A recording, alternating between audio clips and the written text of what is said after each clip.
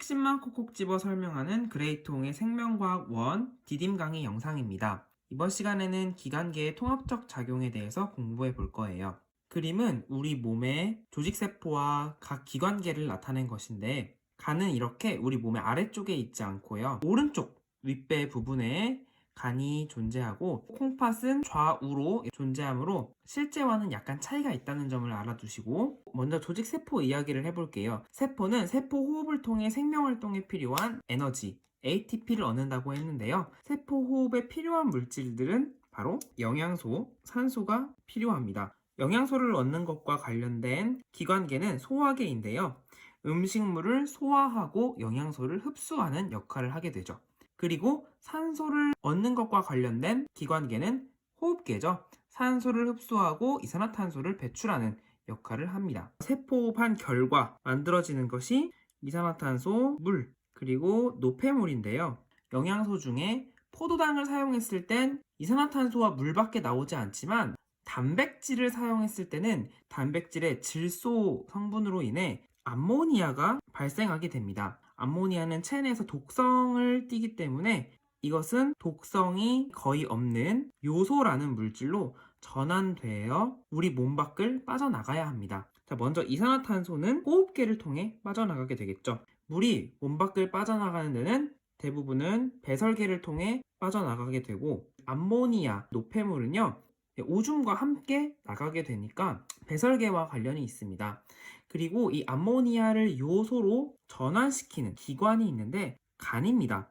여러분이 요거를 잘 알아두시면 되겠습니다. 여기에서 가장 중요한 핵심, 순환계는 이 영양소와 산소를 세포로 운반하고 이산화탄소와 질소, 노폐물을 호흡계와 배설계로 운반하는 역할을 하죠.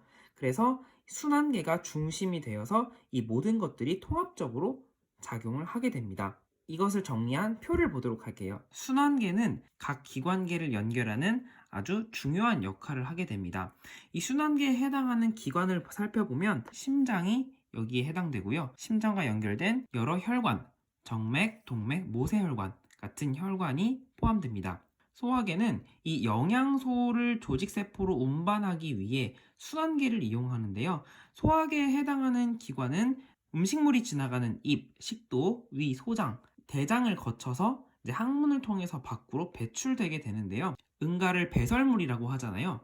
하지만 과학적으로는 배설은 배설계를 통해 이루어지고, 소화계에서 흡수되지 못하고 남은 음식물 찌꺼기를 밖으로 내보내는 것을 배출이라고 합니다. 대장은 배설계에 속한다라는 함정에 빠지면 안 되겠습니다. 대장은 소화계에 속한다. 여러분이 꼭 알아두시고요.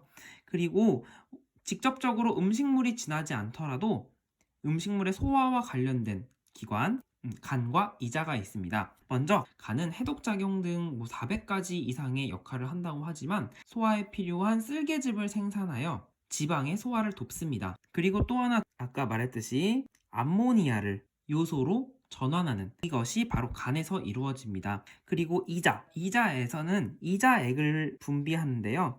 이 이자액에는 3대 영양소를 소화하는 소화효소가 들어있습니다. 그렇기 때문에 소화에 아주 중요한 역할을 한다.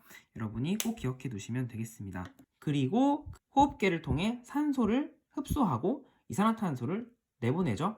그 이동에 바로 순환계가 관여합니다. 공기가 이동하는 통로를 생각해 보면 되겠죠. 폐, 기관, 기관지, 코, 이런 기관들이 해당이 됩니다.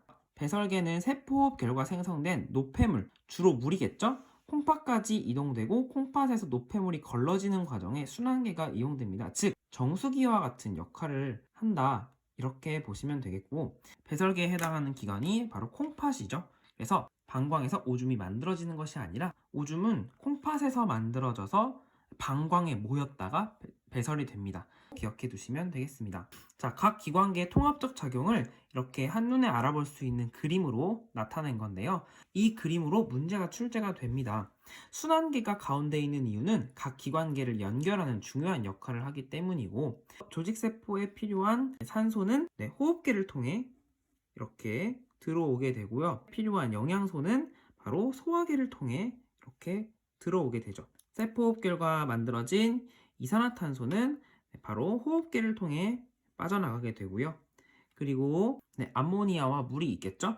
이 암모니아는 바로 배설계로 빠져나가는 것이 아니라 순환계를 거쳐서 이 소화계, 간으로 가겠죠.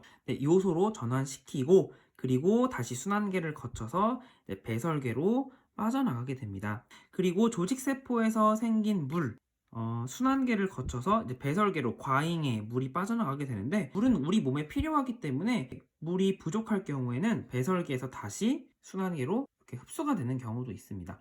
이번 시간에는요, 우리 몸의 기관계가 세포 호흡을 위해 순환계를 중심으로 통합적 작용을 한다라는 것을 알아봤는데요. 다음 시간에는 소화계에 대해서 자세히 알아보도록 하겠습니다. 구독과 알림 설정 부탁드리고요.